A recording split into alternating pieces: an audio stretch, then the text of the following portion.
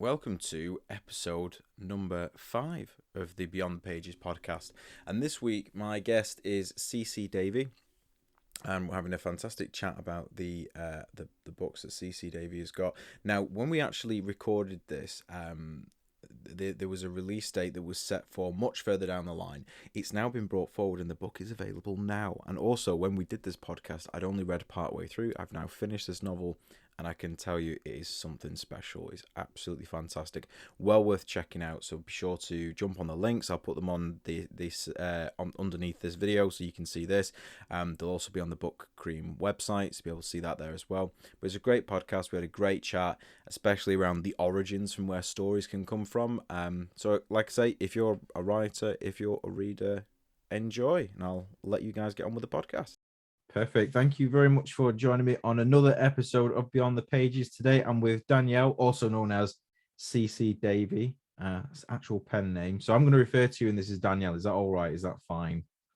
That's fantastic. Okay, cool. Excellent. So I always kind of start these with from the same point. So if you want to tell everyone where you currently live now, where you're from, and do a bit of an intro around that. So I am in New Zealand in this little blink and you miss it town in the Waikato called Otahonga. Basically we've got like a petrol station, a pub, and a cafe. That's pretty much the long and short of it. No, not really. Supermarket as well. There you go. That's the main ones. So I'm about an hour out from kind of the closest decent city. But originally I was from England and London in England. So bit of a change. Yeah, great stuff. Well, I'm from the north of England, so Manchester. Well, that's disputed in fact where you live, because a lot of people say, well, where you live isn't really north; it's kind of halfway. But yeah, no, so I'm from the north. Well, the weather there must be 10 times better than it would be in London anyway. So that's one thing. I don't know. That's debatable. Right. Okay. Fair enough. Great stuff. Right. So in terms of, because you're part of one of the writing groups I'm part of, my favorite writing group as well. And I was talking on the last podcast, we were talking about the importance of, and there's a bit of a theme for today. I say a bit of a theme. I'm not going to be constantly going on about it, but one of the things I'm going to read is kind of one of the philosophies that I have is you're the average of those that you surround yourself with. So it's always good to surround yourself with like-minded people or nice people at least. And that sort of thing. But I think we do pretty well with that with our group, don't you think? Oh yes, we've got a whole lot of fabulous people in our group, so we must be absolute legends. Yeah, absolutely. Happily be the average of everyone in there, pretty much. So yeah, great stuff. Perfect. So in terms of up and coming releases, so I think there's only one other person I spoke to, which was Angela A.R. Grimes, for everyone else who's thinking, which one was that? But I'll tell you, that's that one.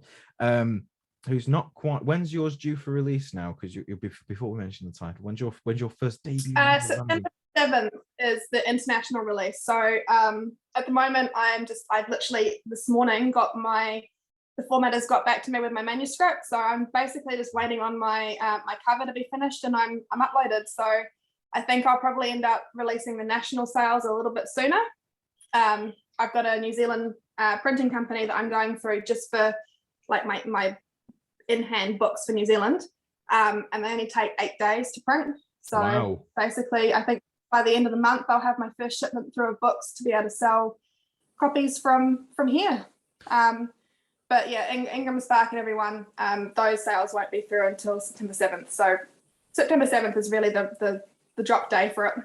Absolutely. Perfect. That's really exciting. It's an exciting stage as well. I love this bit. Everything's coming together, all the swearing and the getting annoyed and the rewriting stuff. It's all pretty much done now.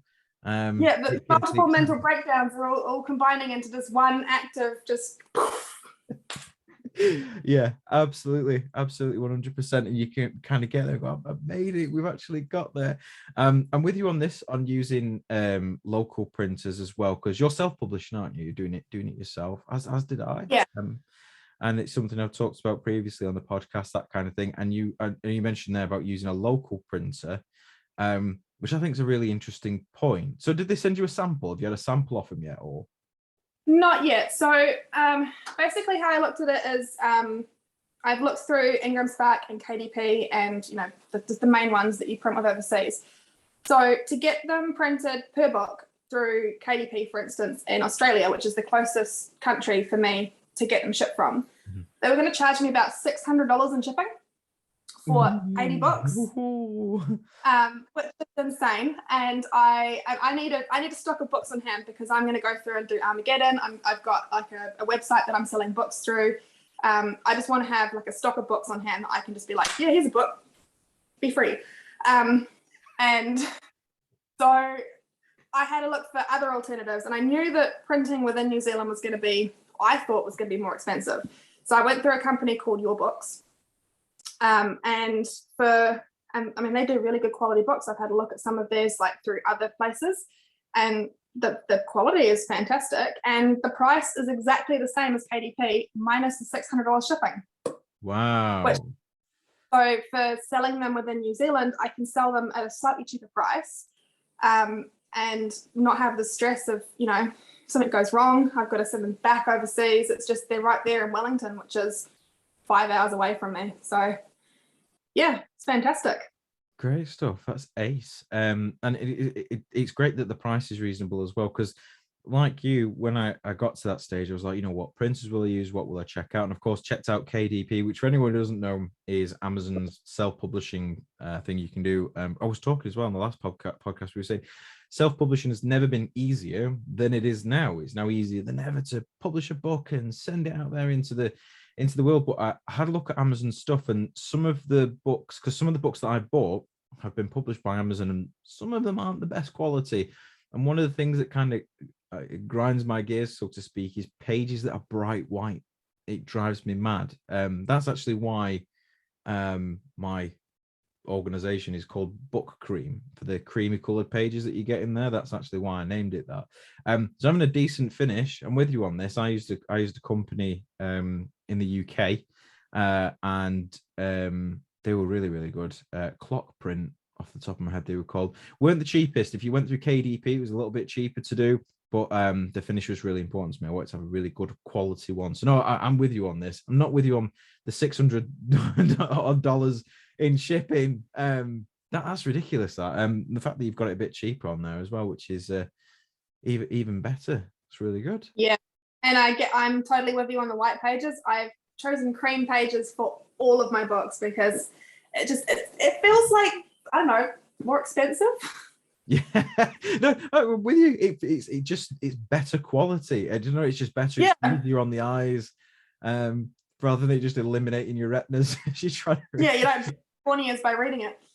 Yeah, exactly. The worst one, I saw one. I don't know if this one was done by KDP. It was a shame because the story that was in it was really good. I won't go through what it was, but it was really good.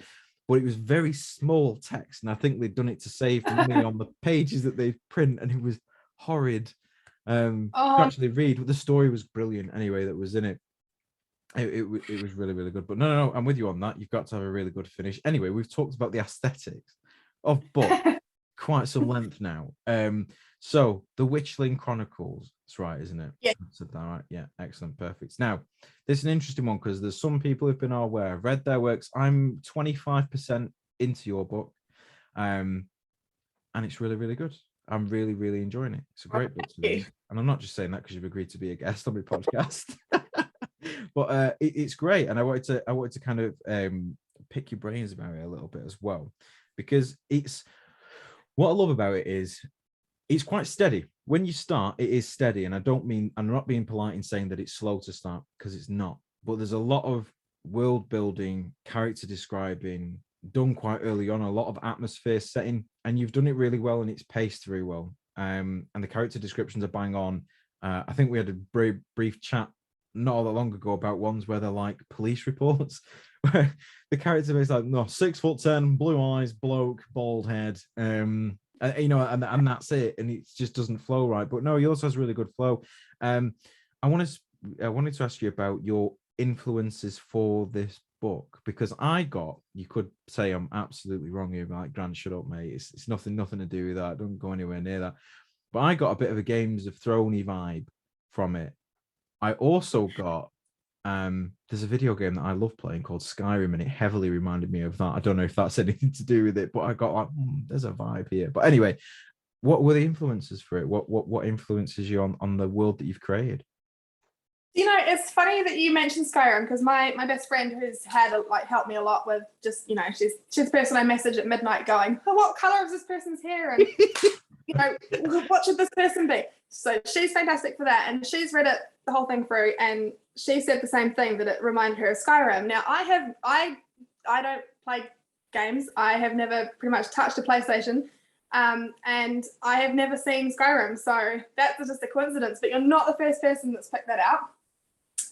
Game of Thrones, definitely I got, you know, I used inspiration, but and I wanted the kind of aesthetic of that, but my characters were very much, I don't know, I had a very active imagination as a child, and they're characters that I've kind of dreamed up through my life. I've tried to stay away from putting them on specific people, like in my life. I've taken like traits of different people, but I've tried to steer away from like being like, this is the person and let's write this book, because it never ends well. I'd say my biggest inspiration is I look for, and this is going to sound stupid, I look for like movie stars that fit the aesthetic of my characters in certain movies, and I have them in mind when I'm writing them. So I think, for instance, like Cecily, which is one of my main characters, for her, I've picked a specific movie star in a specific movie that I love. And as I'm writing her, I have this person in my head, the way she moves, the way she talks, the way she is. And I find that makes it very easy to get a believable character onto page. Yeah.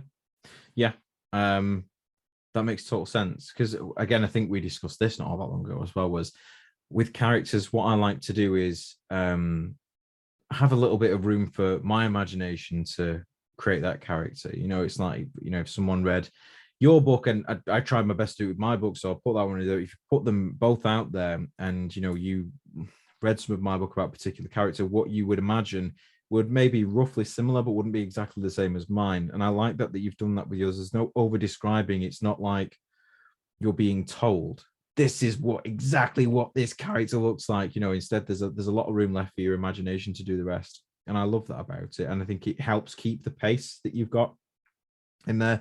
I'm with you on that. And I'm also, what's an interesting point is, because you were saying there about not basing it on any in particular person. So I'm with you on that. And one of the things that I personally stepped in to do was to not make it about me. I didn't want any particular character to represent me personally. And if I felt it was too close to the bone, I'd change it. Be like, no, get rid of that. Get rid of that bit, and we'll change it onwards. But no, that's very interesting. And the thing is with kind of writing and doing books and novels, this sort of thing, it's all a mode of storytelling, isn't it? And that's basically what we are, as storytellers. And I think video games do a fabulous job of storytelling. And yeah, I can understand why someone else has picked up the Skyrim vibe for it as well. So that's not a diss. That's an accolade. That it's an excellent game. I'm gonna have to try it out, see what it's like. Yeah, definitely. Even if you watched, I wouldn't try it. Like, if you're completely new to it, I mean, I wouldn't sit there and try. You might just get angry at it and throw the controller through the screen. It's infuriating, and it's very. I can't play it. I'm a parent now, so I haven't got the man hours to dedicate to it and going and play Skyrim from top to the bottom. But anyway, moving back onto your book. So yeah, I'm really enjoying it so far, and I do intend to finish it through to the end because it's great. I think it's very different from the stuff that I typically read, which is good. I've learned a lot from a lot of it through being in writers group, talking to new people, but I've been stepping into genres that I wouldn't usually step into myself. I didn't go. Here's a question for you. Did you go out to write for a specific genre, or did you finish it and go, right, where does this fit now? How did that work for you? No, I didn't even think of genre until I finished it, really. And the whole genre thing kind of slapped me in the face when people were like, well, what genre are you in? And I was like, oh, I don't know. What do you think it's in? And it's kind of like I asked my readers to kind of put it in a genre because I had no idea. This is like, I am so new to all of this that it was basically my way of writing was just kind of like, I've got this idea. I've got extra time. I want to put it to paper. I wrote this, and then I was like, okay, what now? Like, now what do I do? I've got, like, someone help. Got this, like, book that I need to do something with. Like, help me. Yeah, no, I'm totally with you on it. But luckily for us, because well, what genres have people said that yours fits in mainly? Well, what have they pointed you to? They've all put it into kind of definitely fantasy, but high fantasy. So I've learned the difference between high fantasy and fantasy is the level of world building, apparently. That's what I've been told. Good. You've clarified that one for me as well, because I didn't know the difference between it either. So that's good. So what's the difference then between that and urban fantasy? What would be the difference between So urban fantasy is more set in the modern day world, whereas my one is set in, I didn't even have a time period for mine, but I'd say it's more like a slightly medieval fantasy. Like you're talking like castles and big flowy dresses and all that kind of stuff. But yeah, it's definitely not urban. There's no technology. There's no, like, they've got basic running water and that's it. Yeah, yeah, basic running water and a heck of a story and a lot of magic in there as well. I love all that. I think that's absolutely great. I think it's placed well. It doesn't, there's not an overwhelming anything, which is really, really good. You don't lean on any particular aspect too heavily where it drowns it out and it ends up boring, which is really good.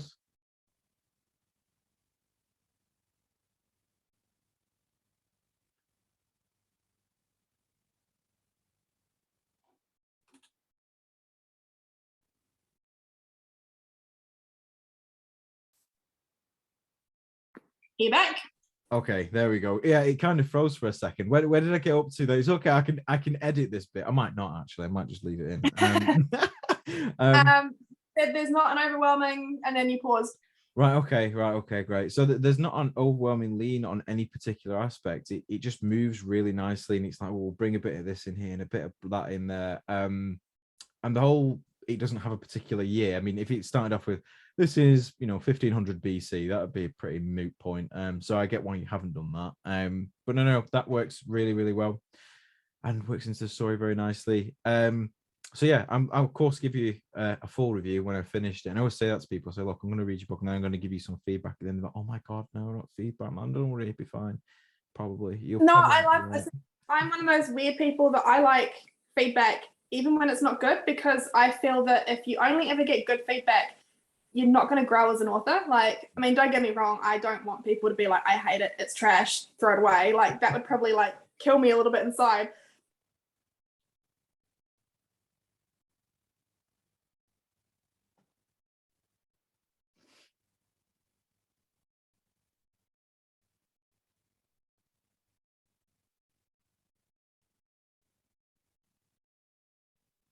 Okay, right. You're back again now, I think. We're having the best of luck with the internet here today. I don't know if it's my internet or your internet, but it's glitchy.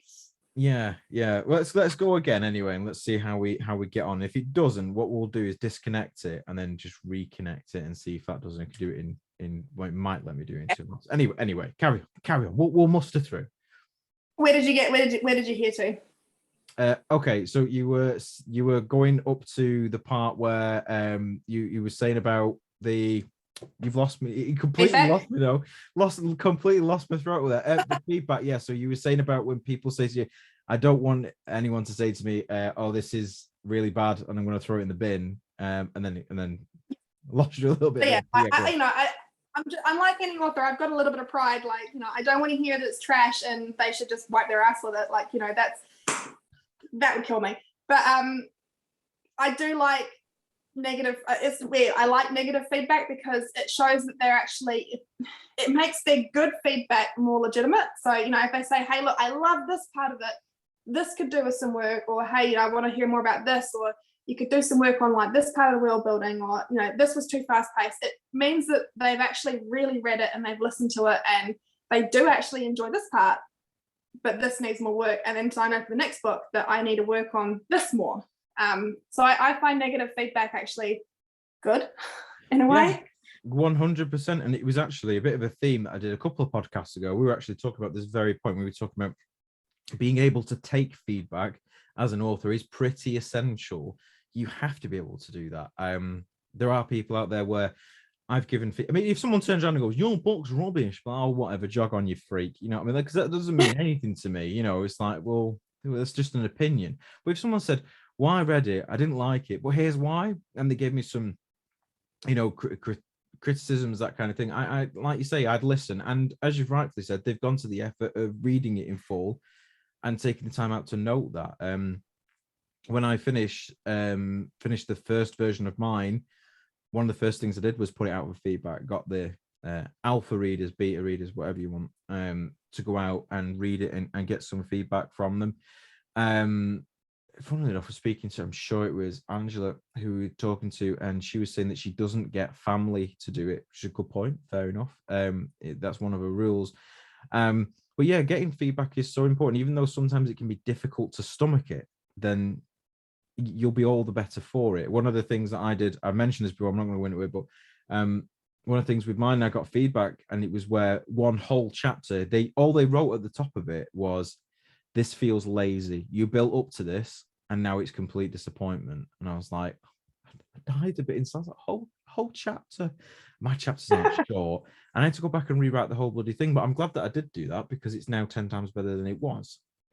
So absolutely with you on that. Getting critical feedback is essential. I mean, if you live in this bubble where you're like, I'm kind of contradicting myself, because I always say you should always write for you. Don't write because it's a product. And when you're writing, don't worry like, what would, if I put this in, would it mean less people will buy it? Forget that. You know, when you get to the end of it, you've got to go, I love this book. I love what's in it. You have to be able to do that. So I'm kind of contradicting myself in, you still have to listen to what other people say, because they'll raise valid points. But there are those people do exist where they're in a bubble, where you'll mention something to them and they'll just outright, you know, ignore what you've said. And it's like, well, you know, that's your prerogative. Fair enough. You know, that's that. But no, I agree. Absolutely agree. Critical feedback is essential to grow as an author and creative and storytelling and all that lot. Yeah, pretty good. So my biggest thing I was writing it was the biggest thing I had to get over was I started writing the book when I had no intention of anyone ever reading it. And so I wrote the first part of it, and then once I knew, I'd send a couple of chapters off to some people, and they were like, "Oh my god, yes, like carry on writing." So I did, and then it got into my head that people were going to read it, and I noticed that my writing style changed a little bit. Like I was a little, held the punches a little bit, and I was like, no, I can't write this because someone's going to read it that knows me, and I'm just going to be mortified. So I wrote the first kind of version of my book, and then I went back through it, and I saw the noticeable change, like a third of the way through, that I was like, suddenly I kind of tempered down what I was writing, and I was like, things went so intense, I guess. And then so I looked back and I was like, right, okay, I'm going to have to completely shut out the fact that my mum's going to read this, for instance, and just take it and rewrite those parts and write it as if no one's ever going to see it. And I think that's probably my biggest tip, is write like no one's going to read it, so that you write what you want to write. Because at the end of the day, everybody else out there is just as twisted as you are. They just usually don't. Yeah, no, with you on that. You've got to have your voice, haven't you? And the thing is, if you hold back and you compromise, it'll be boring, and that's the worst. Exactly. Like if you have a look on TikTok, everyone out there is always just out for the weirdest, most gruesomest stories they can find, and those are the ones they go for. So if you're not writing, what you want to write, then it's not gonna do as good. Yeah, absolutely. No, totally agree with you. It absolutely has to. One of the best pieces of advice I ever got was, when you write like you're speaking. That's one of the best pieces of advice, and it simplifies everything. Because I'm like, right, well, this is how I would say it, and then wrote it that way. Because of course you can always go back and polish it. But no, I'm with you on that. And I'd rather read a bad book than a boring book. I can't handle being bored. That's if a book is boring, that's when it gets thrown to one side. Except Catcher in the Rye, I finished that. It was rubbish. Don't read Catcher in the Rye. So moving on. Anyway, I'm going to get in trouble, I think, for Catcher in the Rye bashing on my podcast now. But anyway, yeah, boring novels are the worst. So absolutely don't compromise on it. Absolutely right for you. Put your voice in it. Get that critical feedback. Now, I know you're saying there that you wrote with the intention of not actually showing it to anybody. So what was the catalyst for you to pick up a pen in the first place and go, even though no one's going to read this, I'm going to write? Where did that come from? I mentioned before I had a really active imagination as a child. Like I was one of those weird kids that just didn't like people. So I made up my own friends, and I used to it was great. I used to be able to just slip away into my own worlds and have these friends. To me, it felt like I had these friends. I know that makes me sound so weird. But so the older I got, the characters got more in depth. They kind of grew with me, and I ended up that I wanted to put them onto paper to make them real, I guess, for me. Like, I had these ideas and the storyline that just had stuck with me for so long that I was like, no, I'm going to put it onto paper so that I can read it back through myself and get more enjoyment out of it, I guess. Like, I don't know, it's a weird thing. And then after I started talking to a couple of people that I was writing, and they wanted to see a snippet of it, so I sent them some of the chapters, and they were like, oh my God, I want to see more. Like, what happens next? And it kind of just snowballed from there until I got to the end of the story. And then I looked back at it and I was like, I've written 130,000 words, and this is amazing. Like, I've got a book in my hands. And from there, it just kind of moved forward, and it went out to my first editor, and it just went from there. Basically, it's kind of it was a natural progression of just started to do something just for myself. And it went to, I want to show the world this. So, yeah. Brilliant. Well, the first thing is, yes, it is weird. And that's fine. The day that I get someone here that's normal and I categorically do an interview and it all goes fine and there's nothing strange on it is the day that I go, I'm not doing this anymore.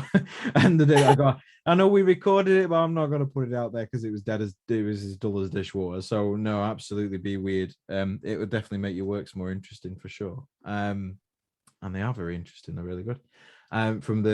From what I've read so far. So no, that's absolutely great. And I think that's a great reason to write, to kind of bring those guys to life. And I'm sure there'll be a lot of people that will listen to this who may be introverted, extrovert, whatever.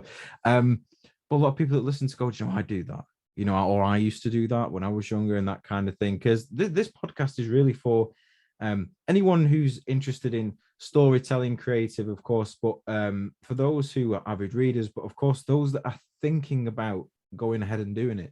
They've got an idea and they might have sat on it for years. That's what I did. My release was an amalgamation of a lot of different ideas actually that I had and kind of came together over a long time. But to basically build their confidence to say, yes, I can absolutely do that, because you can. There's a lot of garbage out there, and I'm sure whatever you write will be better than the garbage that's out there. In fact, it was one of the key moments for me. I went to a bookshop, secondhand bookshop, a big one in Morecambe. And I went in and I was going through the books and I was going, God, there's a lot of rubbish on this shelf, this particular shelf. I was looking, these are all rubbish. And then I was looking, I went, these are rubbish and these got published. I can do this. And it was kind of one of the key moments for me to go, can't be that hard. It is really hard. Prepare yourself for a really tough journey. I'm not for a second saying it's easy. Oh yeah, it's pretty much you start writing and then at the end of it, it's just kind of bend over and take it, because it's going to get rough. Like, it's really going to get rough. But I must say, I really, really enjoyed the writing process. It was really cathartic. I could just, it was just a case of I could just I'm really bad for my brain just being constantly at go all the time. So for me, the only way to switch off my brain, kind of to get out of my head, is to jump into somebody else's head, which, not as weird as it sounds, was for me is books. So when I was young, I used to read a lot because it was just a way of getting out of my head and just shutting everything off. And then as I got older and I started working, and like basically when I was farming, for instance, I all day I'd be by myself working. And I'd have a book in my ears the whole time, because for me, it was just, my brain would smoothen out. Like I could just chill and just listen to this book and it would relax me. And I found that my day-to-day processes were just so much better because of it. And now I can just slip into my own world when I'm writing instead. So it's, the whole process is just really chilling out for me. I totally get that. I totally get it. a lot of people say that editing is fun. I think those people are mental. I love I think writing and building it professional all help together. fun. Yeah, editing is not fun, man. I couldn't. It's so difficult. You know, you get to the end of it, but no, I'm with you on that. It's a great way to escape, and it's a great way to put them. So I'm going to ask you a bit of a bizarre question. So when you write in the process, or even now, do you ever have dreams about your book or dreams about the characters in your book? You know, I was one of those people who I used to have ridiculous dreams, like they were amazing. And people used to say to me, oh, you know, I've dreamt up this storyline for my book. And I'm like, well, how do you do that? Like, you know, that's cool. They come up with a plot hole for the book or something, or a plot fix. And then now that I'm so engrossed in my book, I do have these dreams that I wake up and I'm like, oh my God, this is a great idea. And I'm sitting there at like 3 o'clock in the morning, like scribbling in my book, like, and my partner's just, you know, what are you doing? It's like, I found an idea for my book. Just give me a second. Like, I'll turn the light off in a minute. So yeah, I do dream, not necessarily like my lines I've already got in there, but I dream ideas basically. That's good. That's good. I was going to say about your current work, because I get I get it occasionally, but I'm usually getting berated by mine, going, hurry up, do the second one then. That's usually what mine is. And then I wake up going, I will get round to it. I will get round to doing the second one. But yeah, no, that's great. And again, another part of the creative process there. I think what I have massive respect for as well, because one of the things that kind of, you know, when you speak to people who are like, oh, I've had an idea to write a book, I want to do this, want to do that, and then they always say, I don't have time, and that kind of grinds me a bit, because I'm like, it's not that you don't have time, it's that you're not willing to allocate. Yeah, thank you. Not willing to make time for it. Now you, like myself, very busy person. You know, both parents work. You're doing a degree as well. You're mad. I'm doing a double, yeah. Yeah, exactly. You've got that on the go. My problem is I've always been a very stubborn person. So if someone tells me I can't do something, I will damn well do it. So for me, it was a case of like, you know, I want to do this. This is my fun thing, which was writing. But I didn't want to be poor. So I kept on working. And with the double major, it was there's external reasons why I'm doing the law degree, but I'm doing that for myself too. And everyone kept telling me that I couldn't do all 3 together. And I was like, well, you told me I can't, so I'm gonna, like, sleep be damned, but I'm gonna do it.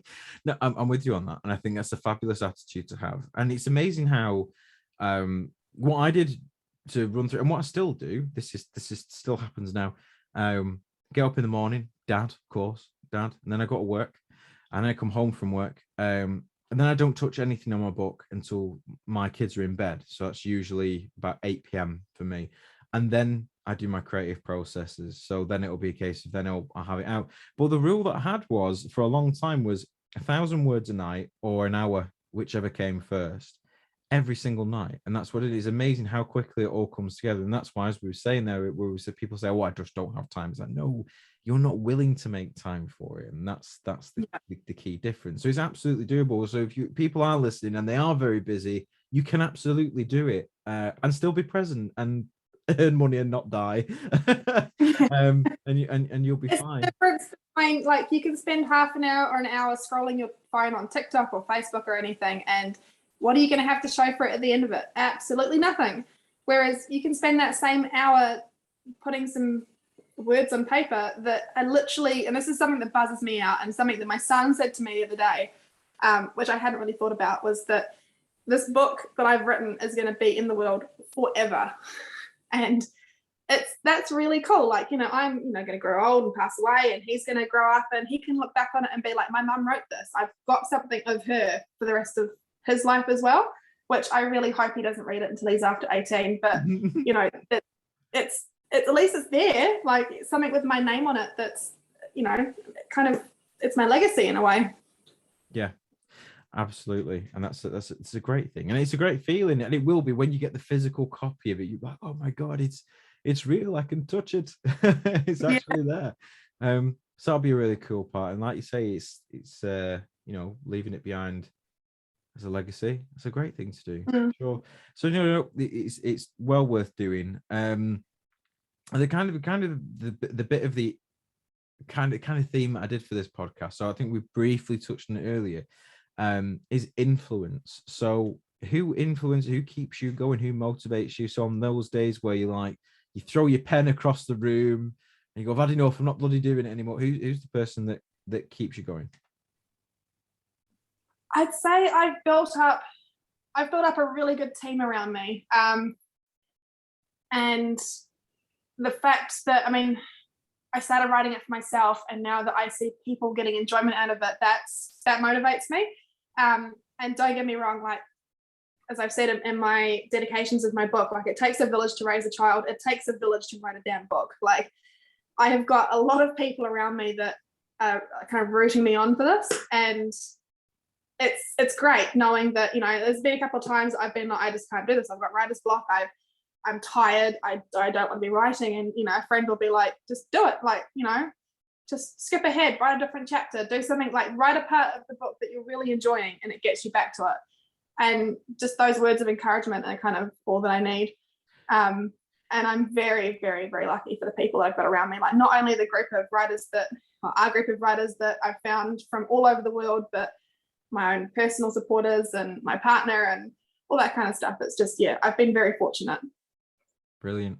Absolutely brilliant. No, I like that. And I think one of the key things as well is on those days where you are, you know, well, for me anyway, really tired, you know, but had maybe an extreme day at work, and the last thing you want to do is go and pick it up and carry on with it. I would always say that not doing it always feels worse than actually doing it. Like, even if you get there and you go, right, now I'm really tired, now that I did that half an hour or that hour, whatever, it still feels 10 times better. That sense of achievement, you know, the getting up and over the hill kind of thing, is absolutely like a little bit of a dopamine release.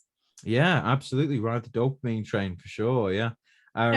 One of the things that I'll do is if I'm in a mood, in the mood where I'm in the evening, I think, oh, I just fancy going on the Xbox. So that'll be when my girlfriend's not in, because we have a bit of an embargo in the house, which is that she doesn't watch trash and I don't play on the Xbox. So we have a bit of an embargo. We say trash, it means like, doesn't matter what it means. We won't go into that. That's a whole different rabbit hole of what goes on telly. Anyway, so getting back to the actual point that I was going on about. So in terms of the actual book and writing it as well, one of the things that I always stand by is a poorly written page is better than an empty page. It beats an empty page 100% of the time. Yeah, you can edit a poorly written page into something really good, but you can't edit nothing. So get something on paper. Yeah, definitely. Even if at the time it seems absolute nonsense, you can always pull something out of it. I mean, one of my pages was like that. I wrote about 4 or 5, and I went through it the next day, and I was like, God, this is rubbish. And I went through it, but what I had done was laid the foundations for a character that is pivotal in my book now. And had I not done that, I wouldn't have pulled that out from it. So there's always nuggets to be taken out of that sort of stuff. So yeah, absolutely. So we've got the Witchling Chronicles first book. How many have you got set to come out? Have you decided yet, or are you just rolling with it, or what does that look like? Yeah, I'm kind of rolling. The whole thing's been a roll with it process. Like, the same as how I write, I just roll with it as I go. But I've got the solid foundation for the first 3 books, which are kind of like the chunk of my series. So those will be out. I think the last one's due out to come out late 2023. And then at this stage, I've got 3 novellas, which they'll be centered around. So I've got a couple of kind of key people in the series that I want to do backstories on them, because their backstories are quite in depth and interesting. And so at the moment there's 3 of those. It could end up being more. I could end up doing another whole series based on one of their backstories. It just, I'll kind of see how it goes and see how my readers are interested in it. That's a good point. I think one of the things I'd like to do as well is when I get probably the first 2 out is ask some questions like, you know, what would you have changed about it? And I wouldn't change my books based on what they say, but it'd be interesting. I'm sure that would inspire some interesting rabbit holes to explore. around that kind of thing. So that's really good. Excellent. It's great that you got them coming up as well. And then I'm not going to mention this in too much detail, and I'm not going to go through this. And we've discussed this, and you know how excited I am about it, but we'll mention it briefly. Autobiographies being lined up as well. Yes. Which I can't wait for. So have you decided on the title? Because you sent me the title on an email. I won't say it, but have you decided on that before? Do you mean for the autobiography? Yeah. Bedlam. Oh, excellent. I love it. Just Bedlam on its own. Just Bedlam. Just plain Bedlam. That's perfect. I can't wait. I'm really excited. All I'm going to say at this point is I've read some bits from it, and I'm sure it'll be edited and changed a little bit, blah, blah, blah, but it is really, really, really exciting. And autobiographies usually aren't my kind of thing. I'm saying that a lot of stuff hasn't been my kind of thing, and I've read a lot of different things recently, even in like romance stories and stuff that I would never ever go to. If someone said to me, "Grant, do you want to read it?" No, I don't. Absolutely not. And they've been really good. I've been like, wow, that was. I still wouldn't go in that genre to fish around normally, but it's interesting. But yeah, autobiography, that's gonna be exciting. I'm gonna leave that there now because I want you back on the podcast when you release that, and we can chat about it more then. Fair enough. I will say that the autobiography has probably been the most fun to write. Like, I really enjoyed writing my fantasy books, just in general. But the amount of time that I've been in tears laughing while I'm writing my autobiography has been innumerable. So yeah, it's been really fun to write. Brilliant. Excellent. That's really good that it's been a joy to do it. That's absolutely the way it should be, shouldn't it? Until it comes to editing, I'm sure that will go away when you're editing it.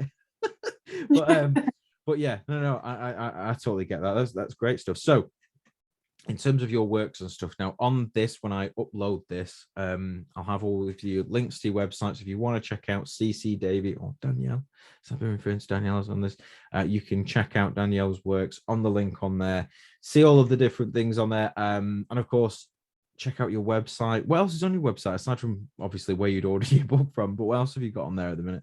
There's a little complete disclaimer on this one. I didn't actually write the website about me stuff. My best friend did, because I was like, I just cannot write about myself. I just feel like a complete narcissist doing that. So it's got a little bit about me. It's got a little bit about the book. There's not a huge amount on it yet because it's kind of going to all go up there as I progress as an author. And I'm a complete technological Neanderthal, so I need a little bit of assistance in kind of making it a bit more than what it is. But the foundations are there at the moment with the basic information. Great stuff. No, I get where you're coming from. Writing about yourself is hard. The other thing that's hard is summarizing your book. You know, when someone says to you, what's it actually about? That is one of the hardest things to do. You know what? I had that this morning. So when my narrator called me and was like, just give me a basic rundown. She's already had a look at the blurb. Right, go on, give it to us. Give it to us as well so I can get it on this one. Go on. Oh, you really did that to me. Do you want a complete rundown of it? Right, you just give us some parts of it, because we've not actually. I know we've briefly touched on it. Or I could just refer anyone to your website and they can check it out on there, because you'll have your blurb and stuff on there, won't you? So I do have my blurb. My blurb's very small for the reason that I've tried to give as many, not many spoilers away. I mean, the basic rundown of it is set in a Fae kingdom, basically. And it follows the main character, Amelia, and how she was orphaned as a young child and was taken in by the neighbouring territory's lord. And during that process, she grew up believing that she was falling in love with his son and going to be his wife. The Witchling Kingdom is starting to rise again, and there's a second war looking like it's going to be happening. So they start to unite the territories. And as part of that process, the last Witchling-held territory comes to their court and introduces themselves, and that's when a lot of the lies that she's been raised to believe in start unraveling, and everything kind of goes pear-shaped. And yeah, that's basically the long and short of it, without giving any massive spoilers away. Love it. Absolutely love it. I'm glad you've got to that bit, because that's roughly where I'm up to. I don't want any spoilers either. Yeah, exactly. No, don't spoil it for me. But no, that sums it up nicely, and it is a really cool read. And even if this isn't your go-to genre, I'd still say definitely check it out. Give it a try. And I always say, and anyone, you know, if if you check out a book, give it a chapter or two. If it doesn't catch you after that, then chuck it on the pile after that. Yeah, but definitely check it out, because it's very well written, it's very well executed, it's not over described, it's nicely paced, it's not too quick, it's not slow, it's got a good pace to it. It's very, very well done.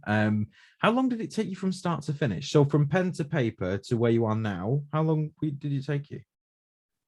So I had a couple of scenes written here and there that I can't really count because I completely rewrote them. So I started writing when I started Night Shift in 2021. So it was September 2021 when I started.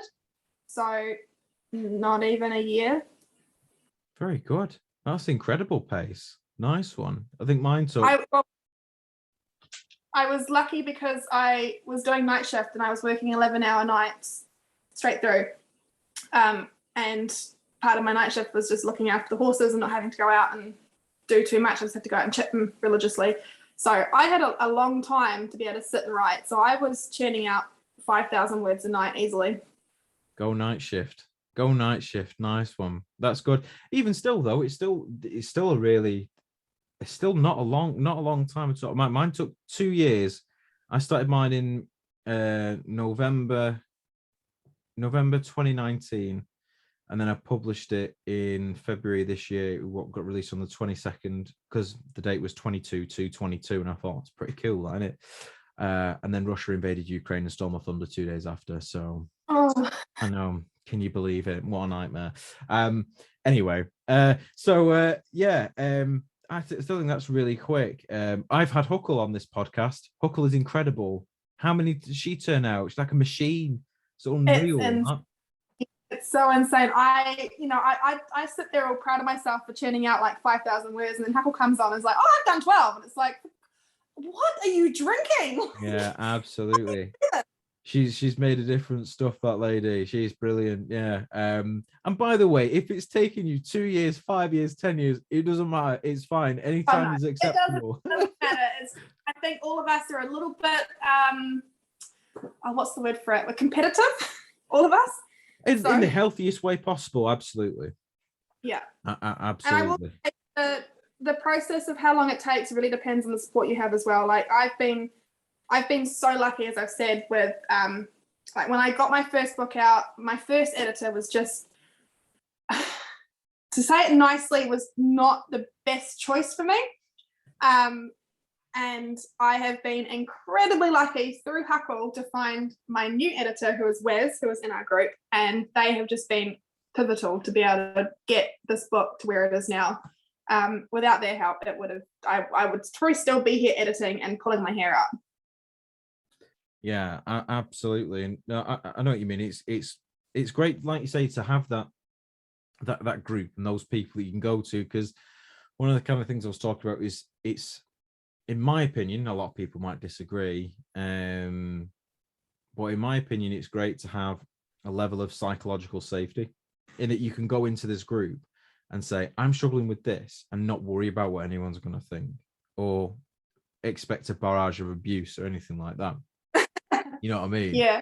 I think the to be group. fair, there's a lot of abuse in our group, though. There is. I was gonna say, we use the crap out of each other, but not when it comes to books. It's like books is the subject that everyone's like, they throw love at you and support and everything else. But you do anything outside of a book, and you can just get yourself ripped to shreds. Like, it's great. I love it. It's kind of the way that all my friends and myself, we communicate through abuse, basically. Like, if you can't throw abuse, then you're not in my friend group. And every single one of those people in there can throw it as well as take it, and I find it fabulous. Yeah, absolutely. No, I'm with you on this. Absolutely with you on it. I think the best friendships are like that.